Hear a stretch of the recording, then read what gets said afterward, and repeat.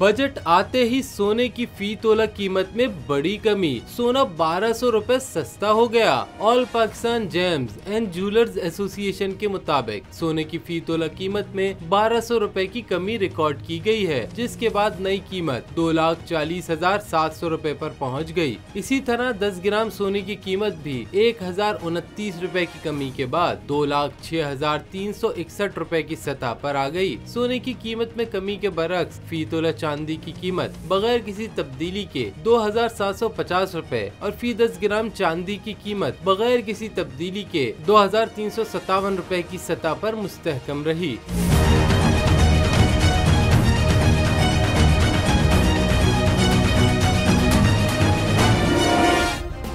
Subscribe करें और bell दबाएं ताकि कोई खबर रह न जाए।